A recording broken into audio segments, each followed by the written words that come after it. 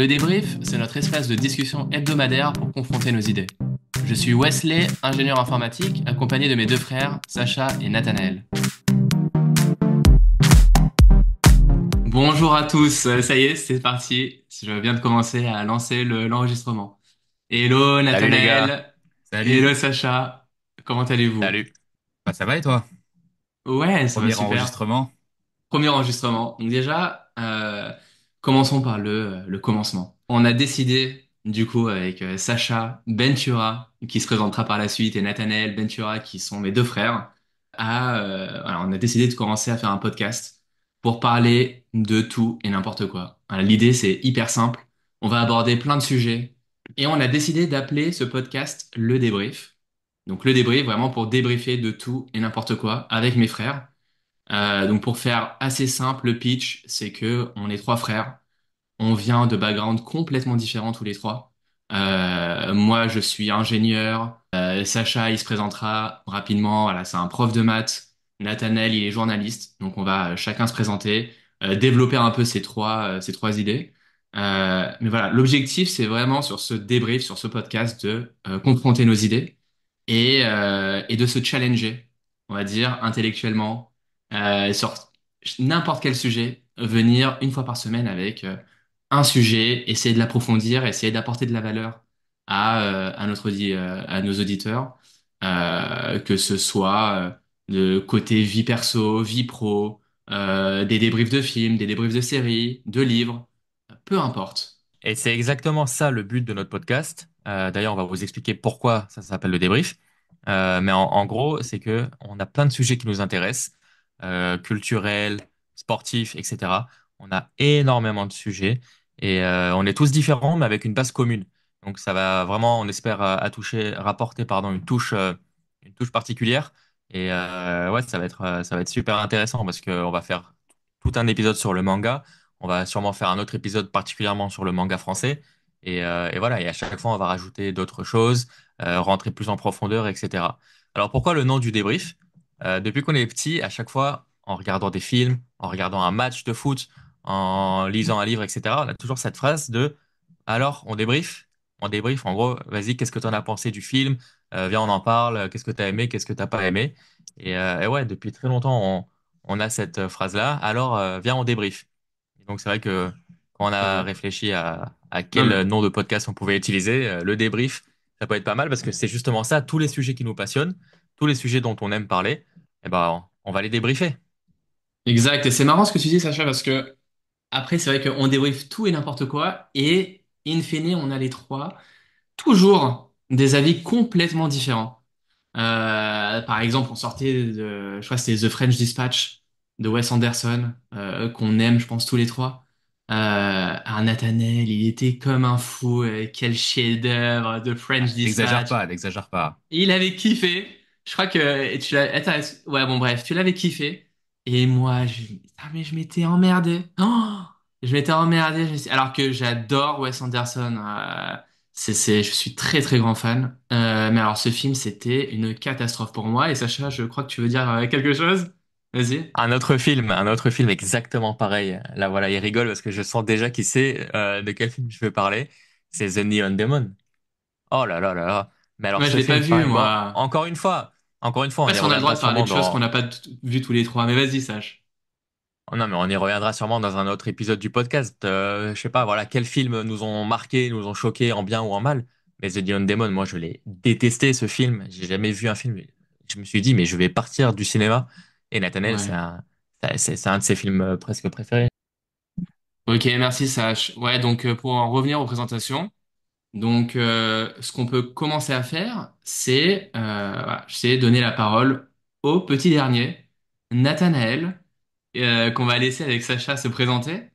Et par la suite, Sacha, tu prendras le lead et moi, je conclurai par me présenter. Mais Nathanaël, vas-y, je te laisse la parole. Oui, bah, comme tu le disais, comme tu l'as très bien présenté, je suis journaliste depuis Nathanaël qui a 2021. pris un petit thé, une petite boisson chaude juste avant de parler. Voilà, Tu pour peux nous éviter redire les bruits de exactement? bouche. Bah oui, parce que ayant fait du journalisme, je suis le seul de nous trois à avoir une formation de radio et des petits tips qui peuvent être utiles. notamment celui de bien sumecter l'intérieur de la bouche pour éviter les bruits de bouche dans l'enregistrement qui peuvent être désagréables pour les auditeurs. Donc pour reprendre ma présentation, oui, comme tu le disais, je suis journaliste depuis 2021 et actuellement je suis le rédacteur en chef du magazine Picsou. Je travaille Hyper dans la sympa. presse jeunesse. Super, super. Et alors, c'est quoi ton background, Nathanaël? Voilà, là, t'es journaliste, tu travailles, tu viens de nous le dire, pour Pixel Magazine. C'est quoi ton background en quelques mots, quelques phrases? Voilà, tu viens d'où, t'habites où, et quels sont tes objectifs? Raconte-nous un peu ta vie. Où est-ce que tu en es en ce moment? Bah écoute, ma vie, je pense qu'elle commence comme vous deux à Nice, Dans chez nos le même, parents. enfin Quel bref. hasard! C'est fou qu'on ait grandi ensemble. Exact, exact. On a grandi ensemble, on s'est tapé des belles rigolades. Mais vas-y, je te laisse Ouais, poursuivre, Nat. ouais. Donc enfance à Nice, prépa littéraire, école de journalisme, enfin formation assez classique. J'ai très rapidement su ce que je voulais faire et j'ai pas perdu de temps, quoi. Donc 5 ans d'études et lancé dans le métier du journalisme culturel par lequel je suis venu, notamment avec ma passion du cinéma, qui est vraiment ce qui m'a donné envie de faire ce métier, quoi. Moi, je voulais pas travailler dans le cinéma, je voulais vraiment parler des films. Et pour moi, le journalisme, c'était le meilleur moyen d'y parvenir. Et au fur et à mesure de mes expériences, je me suis beaucoup diversifié. Et maintenant, je me considère plus comme un journaliste culture en général et pas seulement cinéma. Et donc voilà, je parle de tous les sujets qui me passionnent, donc la BD, le manga, le cinéma évidemment, la série, mais aussi toute l'actualité qui concerne le milieu culturel. Un point intéressant Magnifique. quand même, tu dis que tu as eu un parcours hyper classique. Quand même, tu as fait un bac S. Ça, on Oui, l'oublie assez souvent, mais le gars hyper littéraire qui a fait Cagnes Hippocagne, prépa littéraire, mais qui est sorti quand même avec un bac S. Alors c'est peut-être, vrai. qu'est-ce que t'en penses? On peut dire à nos auditeurs, est-ce que faire ses études, par exemple scientifiques, au lycée, ne pas forcément avoir fait son choix, peut-être avoir subi la pression des parents, est-ce que à la fin, tu arrives quand même à bifurquer ou est-ce que c'était très dur, par exemple? Non, alors c'est vrai que les études littéraires ne sont pas forcément celles qui ont la meilleure réputation. Enfin, du moins, quand moi j'étais au lycée, c'était le cas. Aujourd'hui, il y a plus de filière, il y a plus vraiment de séparation des élèves. Donc, c'est peut-être un peu moins le cas pour ceux qui sont au lycée aujourd'hui. Mais moi, c'est vrai que on a tous les trois fait un bac S d'ailleurs, hein, on peut le préciser, et c'était vraiment la voie royale parce que c'était celle qui ouvrait à tout. Mais non, pour répondre à ta question, je Sous crois pas l'influence, que parentale, du coup. que les choix qu'on fait dans la vie, enfin surtout dans la vie étudiante, soient des obstacles à un moment donné. C'est-à-dire qu'on peut toujours se retourner vers une autre direction. On peut toujours bifurquer complètement, faire un virage à 90 degrés. Et c'est pas notre passé qui nous définit. On peut toujours repartir à zéro. Et d'ailleurs, moi, je parle des études, mais je pense que c'est pareil. C'est aussi le cas à tout moment de la vie. Exactement, exactement. C'est un super bon point. Et d'ailleurs, alors Sacha, moi je sais pas si tu te souviens, bah, j'imagine que tu te souviens, mais c'est vrai que Nathanaël, bah, je pense que moi, je me suis quand même demandé, c'est vrai, pourquoi t'as fait ce bac S à la base, alors qu'on t'a toujours vu lire, écrire même. Voilà, t'as toujours été le genre de personne qui était voilà, sur son lit en train de lire, que ce soit des BD, Titeuf, des mangas, des romans, voilà, du Stephen King et d'autres. On pourra en débriefer évidemment Ah bah si tu par veux, je rapport peux à te répondre Stephen dès King. maintenant. Alors vas-y, ouais, ouais, dis-moi. Influence parentale, du coup, du La trouble. réponse est très simple, c'est complètement l'influence parentale. Au moins, on m'a dit, avec un bac L, tu pourras faire que du littéraire et tu pourras jamais changer d'avis, alors qu'avec un bac S, tu pourras faire tout ce que tu veux. Ce qui n'est pas faux en soi, mais c'est vrai que je savais très bien ce que je voulais et c'était pas nécessaire de passer par là. Donc oui, Ouais, j'aurais parfait, très t'as bien pu faire raison, un bac L, mais je ne dis pas que ce qu'on m'a dit à l'époque est faux, hein, c'est complètement bien vrai. sûr. Mais c'était pas nécessaire pour moi, je pense. Mais en fait, moi je pense, c'est aussi par rapport à tes deux frères aînés, qui ont fait S. Donc après, malgré toi, t'as été un peu poussé à poursuivre cette voie-là, qui n'était pas forcément la tienne. Oui, c'est sûr qu'avoir un exemple, ça éclaire. Et c'est vrai que marcher dans le repas, c'était plus simple que trouvé mon propre chemin, on va dire, pour utiliser une métaphore. Mais c'est vrai que pour le répéter, j'aurais très bien pu aller directement à elle, ça aurait sans doute rien changé à mon parcours.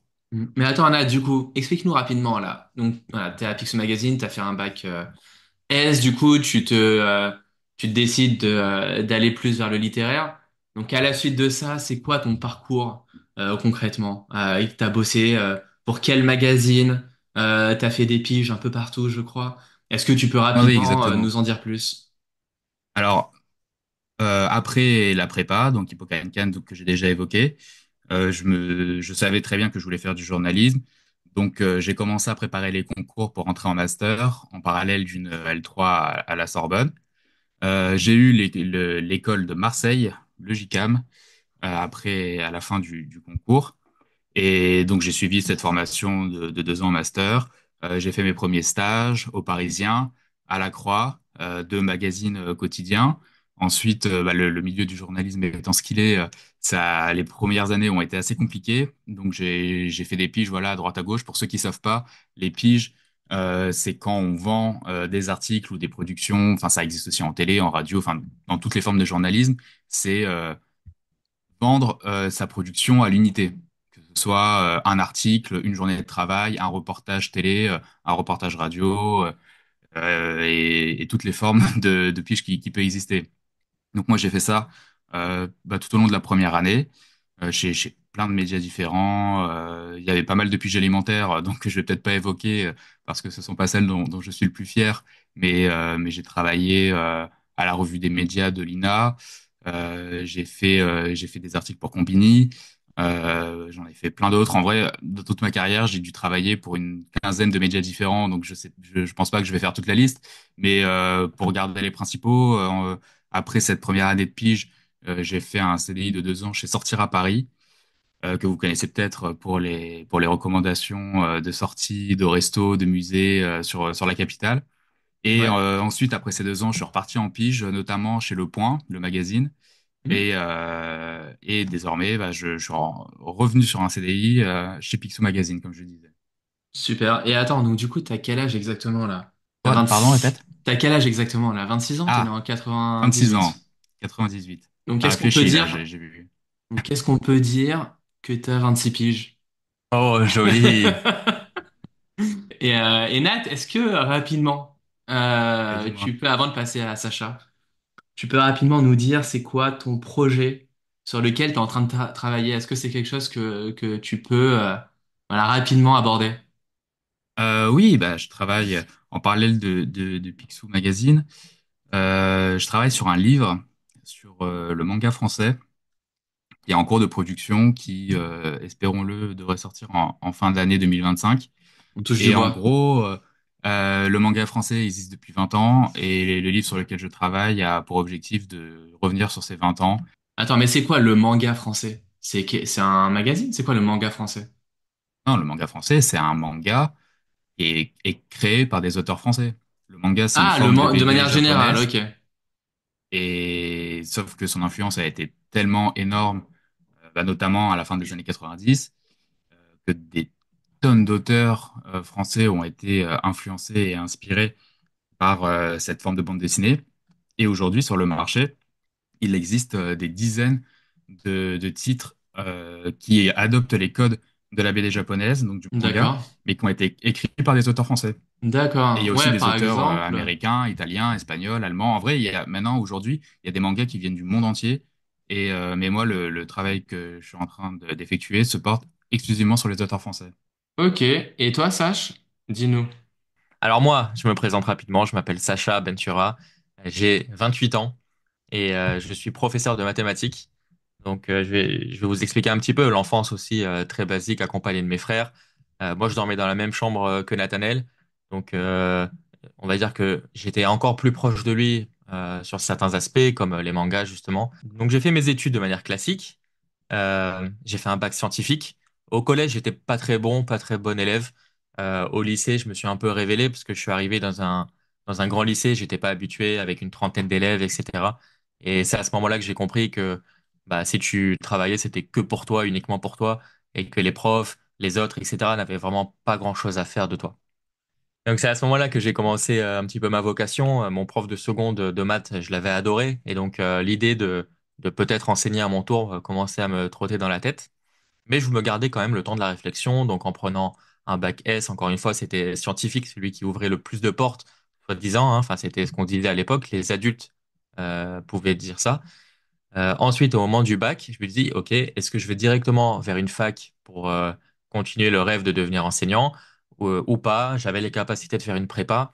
Encore une fois, prépa scientifique, maths sup, maths spé, c'était ce qui ouvrait le plus de portes.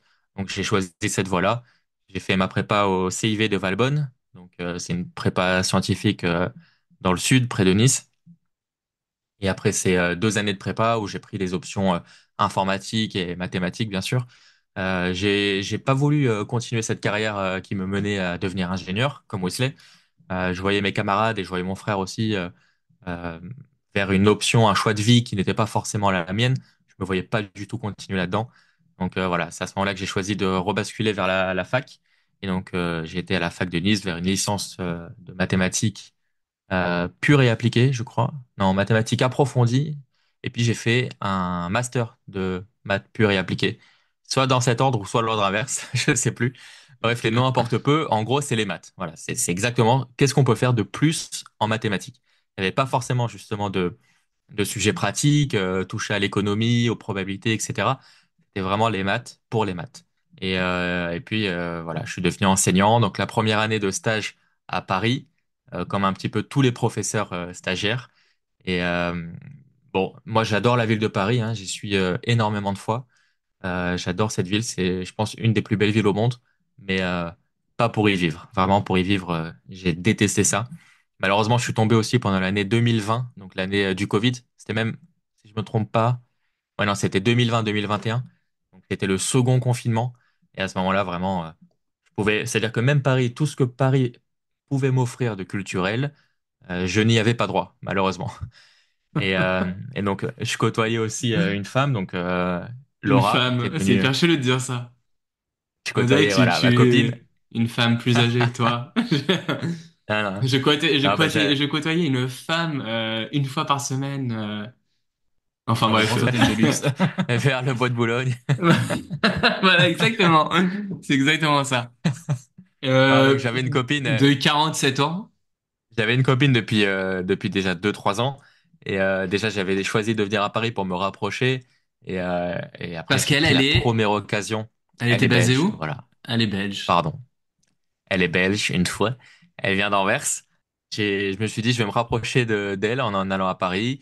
Et puis après, à Paris, j'ai eu une occasion en or de pouvoir intégrer le lycée français d'Anvers.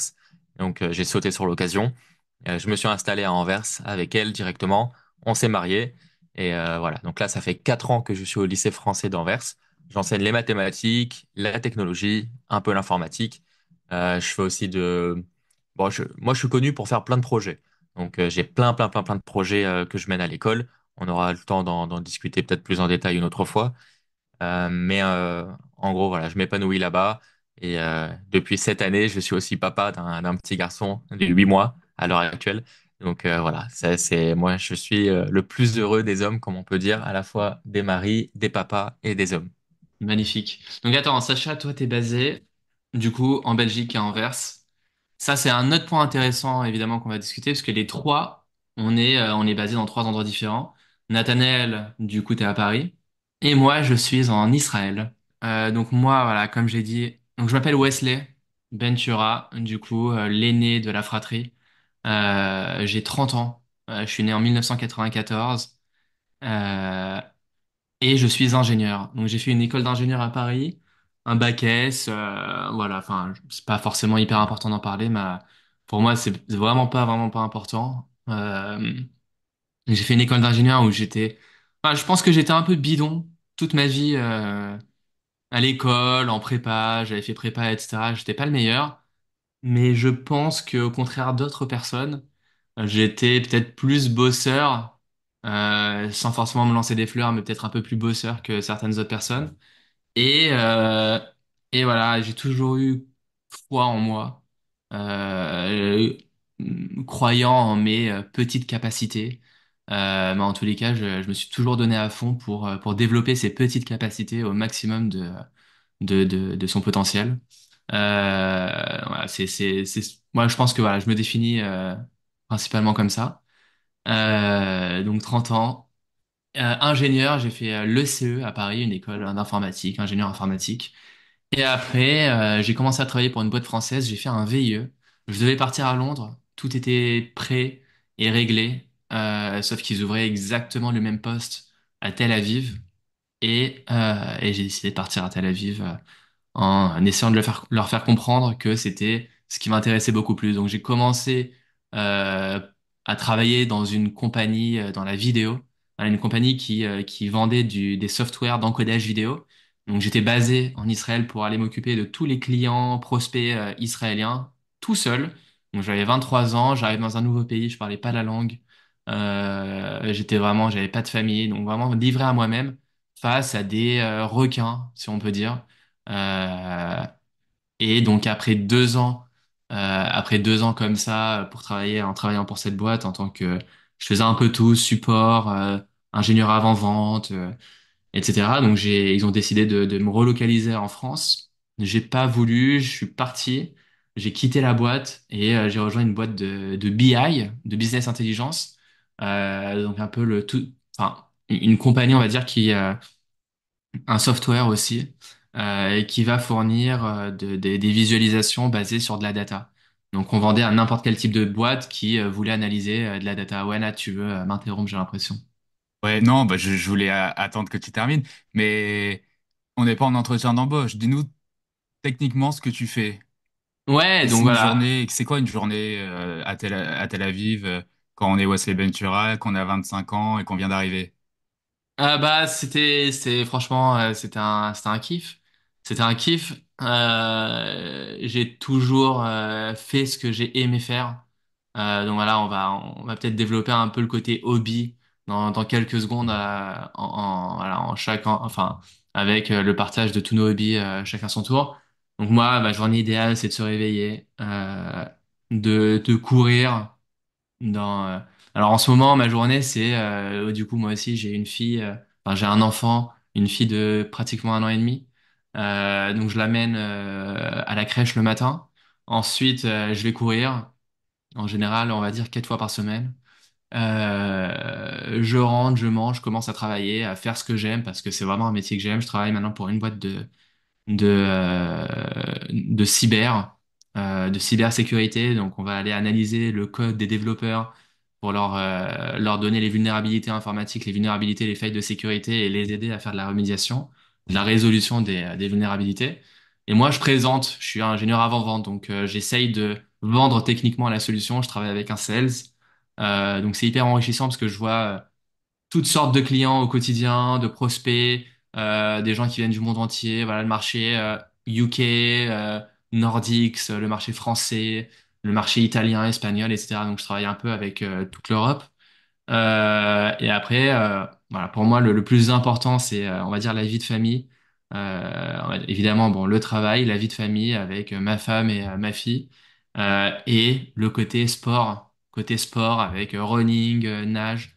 Euh, essayer de faire un maximum de sport tous les jours, en fait. Tous les jours, je fais du sport. Donc, on en reparlera, mais je pense que c'est mon hobby principal, et en particulier le running. C'est mon hobby principal. Voilà. Est-ce que cette définition de la journée type te convient, Nathanaël? Très bien, ouais. Là, j'ai même l'impression que c'est une semaine, voire un mois type. Ouais, ça fait beaucoup de Exactement. choses pour une journée. Et être dehors un maximum, je pense. Être dehors un maximum, écouter, voilà, quand je cours, j'écoute des podcasts, j'écoute de la musique, j'essaye d'être dehors, de voir la mer. C'est quelque chose que, voilà, on est tous les trois de Nice. On a grandi à Nice, on a grandi proche de la mer. Moi, je suis aussi parti à Paris, du coup, pour mes études. Et la mer, c'est quelque chose qui me manquait énormément. Et je ne me vois pas, je ne me verrais pas vivre dans un endroit pas proche de la mer. Donc j'essaye au maximum d'aller voir la mer, vraiment, vraiment le maximum, le plus possible. Aller faire du vélo au bord de mer, aller balade au bord de mer, courir, me balader en poussette avec ma fille, faire des balades, etc. Donc voilà. Euh, Donc, en termes de hobby, Nathanaël, toi, donc tu as parlé de journalisme, tu as parlé de lecture, de cinéma. Et quelle est ta force, quelle est ton expertise, tu penses, dans ces domaines-là, dans ces hobbies? Vas-y. J'avoue que je vois pas quoi répondre à ta question. Il n'y a pas de force à avoir. Justement, c'est des hobbies. C'est pas des missions à remplir Non, c'est sûr. dans un futur travail. Voilà, les hobbies, justement, c'est pas fait pour avoir une force. C'est fait pour se relâcher, pour passer des bons moments. Et justement, réfléchir en termes de force ou de valeur ajoutée, quand on parle de Ouais. hobby, je suis pas sûr que ce soit pertinent. Et toi, ton travail aujourd'hui, c'est une sorte de hobby en fait. Parce que moi, je me souviens par exemple, ton travail, voilà, t'allais tous les jours au cinéma, t'enchaînais 3, 4 séances de films par jour. En fait, t'as défini ton travail par ton hobby principal qui est le cinéma, C'est ça. J'ai fait de ma passion mon travail. qui est une Et phrase on de sait que Confucius. Non, c'est pas forcément les plus rémunérateurs. Mais moi, toute ma vie, enfin, avant que je me mette à travailler, je me suis dit, il faudrait que je sois payé à faire des choses que je fais déjà gratuitement. ouais, Pour moi, le journalisme culturel qui plus est, c'était exactement ce que j'envisageais. magnifique. Donc, ouais, Après, je on pense pourra qu'on aborder. Vas-y, vas-y, Sach. le but, c'est aussi de faire de ces hobbies peut-être un travail. Ça, c'est génial, hein, de pouvoir travailler en se disant, mais j'ai peut-être pas forcément l'impression de travailler tellement que je m'amuse, etc. Ça reste néanmoins un travail quand même parce que il faut avoir une abnégation d'aller tout le temps aux séances et même quand t'as pas envie, même pour des films que t'as pas envie de voir, tu dois te forcer d'aller les voir. Ça, c'est aussi peut-être le piège. Beaucoup de gens disent, ah, mais toi, de toute façon, ton film, enfin pardon, ton métier, c'est d'aller voir des films. Ou alors, je sais pas, un sportif, ouais, toi, ton métier, bah, c'est de jouer au foot, c'est trop bien, etc. Mais non, parce qu'il y a toute une partie sacrifice. Mais justement, peut-être que parfois, on peut en parler. Est-ce que ça peut te gâcher le hobby, par exemple? Parce qu'après avoir vu 4 films dans la journée, où tu étais obligé de l'écrire, de faire une critique, de l'analyser, de prendre des notes pendant le film, etc. Est-ce que le soir, pour te détendre, tu as encore envie de voir un film? Tu vois, parce qu'au final, ça peut être vu comme un travail. Et alors déjà, avant de répondre à cette question-là, je vais remettre les points sur les i. Mais à vous entendre, on pourrait croire que mon travail, c'est d'être de 8 heures à 18 heures au cinéma. Je vous arrête tout de suite, c'est pas du tout le cas. Le journalisme, c'est un métier, déjà, bah, Wesley, tu dois savoir ce que c'est, mais c'est beaucoup de prospection, de veille informationnelle, savoir ce qui se passe, quand ça se passe, est-ce que c'est intéressant, est-ce qu'il faut en parler, euh, établir tout un réseau de partenaires, d'attachés presse, des personnes qui font l'actualité culturelle en particulier, et être toujours force de proposition, savoir de quoi il faut parler et à quel moment. Et ça, c'est le plus important dans le journalisme. Et finalement, voir des films, voir des expos, etc., c'est une partie ultra secondaire de ce métier. Là, vous dites 4 films par jour. Non, c'est plutôt un par semaine. Et encore, chez Picsou, je vais en faire beaucoup moins. Mais c'est vrai que quand j'étais journaliste spécialisé chez Sortir à Paris, par exemple, oui, là, je pouvais en faire 3-4 par semaine, mais pas par jour. Et pour répondre à ta question, euh, je connais beaucoup de journalistes qui sont dans cette situation-là, pour qui le cinéma est devenu un travail et qui n'arrivent plus à en voir pour se détendre. Pour eux, quand ils voient un film chez eux à la maison, ils ont l'impression de travailler. Moi, heureusement, c'est peut-être parce que je l'ai pas fait pendant 20 ou 30 ans, mais c'est pas encore mon cas. J'arrive à profiter encore des hobbies qui sont les miens et que je pratique pour le travail. J'arrive à encore les pratiquer pour mon amusement personnel, entre guillemets. Donc non, non, j'arrive à voir des films le soir et à en profiter. De toute façon, on fera un épisode, je pense, sur nos métiers respectifs, en détaillant exactement, en se posant des questions, etc. Bien Parce sûr, que je pense que là, parler de journalisme, on peut en parler encore pendant 1 heure. Pareil pour moi bien avec sûr. l'enseignement. Et C'est un d'ailleurs, sujet tellement Sach, vaste, bien il y a tellement de sûr. choses à dire, etc. que voilà, il faudrait tout un épisode de podcast. Moi, pour mes passions, peut-être, j'enchaîne, hein. Je suis très intéressé par bah, la culture et même la pop culture, regarder les films, les séries, etc. Et surtout les mangas. Gros passionné de manga. Et de figurines. et de figurines. Voilà, j'aime beaucoup. Alors peut-être pas maintenant. Avant, oui, les figurines. Maintenant, je suis passé plus sur les statues. Donc une gamme un peu au-dessus des figurines. Euh, Aussi, j'aime beaucoup. Enfin, en fait, moi, étant donné que je suis enseignant, j'ai aussi choisi ce métier pour avoir une deuxième vie en parallèle. Effectivement, moi, je suis pas de 8h à 19h sur mon bureau. J'ai quand même un peu de temps libre, surtout pas mal de vacances. Donc ça, c'est un super point positif. Et j'en profite pour faire plein de choses. J'aime beaucoup partir en voyage. Dans mes voyages, je fais des films ensuite que je monte, etc. Donc je fais pas mal de montage vidéo. Je m'occupe aussi de plein de choses à la maison. J'essaie de faire un maximum de sport, même si depuis l'arrivée de mon fils, c'est vrai que j'en fais un peu moins. Mais voilà, moi, je me définis quand même par plein de hobbies et plein de choses que j'aime faire. Et jeux vidéo, les deux, hein, je pense les Les trois jeux en vrai, vidéo. hein. Ah, Ouais, bien plus nous sûr. que toi, je pense. Ouais, Ouais, moi, bah j'allais le dire, ouais, plus vous que moi, complètement, complètement. Donc, ça fait une belle transition pour moi. Du coup, bah moi c'est sport comme je l'ai dit. Voilà, moi je pense voilà, vraiment principalement sport, développement personnel parce que j'ai toujours lu des livres de développement personnel. J'ai toujours essayé de m'améliorer en tant que personne, d'être la meilleure version de moi-même dans tous les domaines, que ce soit, on l'a vaguement mentionné, que ce soit dans l'ingénierie, dans mon propre métier, que ce soit dans les domaines peut-être d'intelligence émotionnelle, psychothérapie, psychologie. Tous ces domaines-là m'intéressent énormément. La tech, évidemment. Après, plein d'autres choses. Le cinéma, j'adore. Moi, j'ai toujours aimé le cinéma. Euh, Évidemment avec Nat et Sach où on débriefait et voilà bon vraiment l'objectif vraiment de ce podcast lisez de se lancer dans ce podcast dans ce débrief c'est déjà pour nous en tant que trois frères basés dans des lieux différents de garder une distance de garder pardon un lien malgré la distance à garder une consistance de communication pour parler de ce sujet divers et variés, comme on l'a dit, garder et créer et continuer pardon, d'avoir une sorte d'esprit créatif, de la créativité, essayer d'innover constamment, avec en même temps la possibilité d'entreprendre quelque chose de nouveau. Moi, j'ai personnellement toujours eu envie, depuis pas mal d'années, de faire un podcast. J'ai toujours écouté des podcasts. Euh, et c'est le moment, je pense. Et quoi de mieux que de le faire avec ses propres frères? Comme on l'a dit, on est tous les trois vraiment différents. On peut se tirer vers le haut, chacun à sa manière. Donc voilà, je pense que c'est peut-être le mot de la fin pour aujourd'hui. Le prochain épisode, on parlera d'un autre sujet, peut-être plus en approfondi. Sacha a mentionné le fait que lui est devenu papa il y a 8 mois, moi il y a 1 an et demi. On pourra aborder cet aspect un peu nouveau, la paternité. Qu'est-ce que ça nous a apporté? Quels sont ses challenges? Et quelles sont nos expériences du début jusqu'à aujourd'hui? Et un peu faire aussi le contraste avec Nathanaël, du coup, qui lui ne l'est pas encore. On lui souhaite évidemment mais qui pourra, lui, de son côté, nous poser ces questions, essayer de comprendre qu'est-ce que ça change dans notre routine. Nathanaël, tu m'as posé une question hyper intéressante. C'est quoi une journée type pour moi à Tel Aviv tout à l'heure avec le sport, etc. Voilà, c'est qu'est-ce qui a fait qu'aujourd'hui notre journée type est complètement chamboulée depuis 1 an et demi pour moi, depuis 8 mois pour Sacha.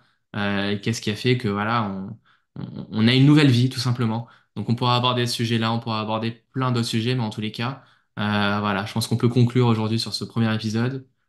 C'était un plaisir, Nathanaël, Sacha, de parler avec vous. Alors on va se lancer.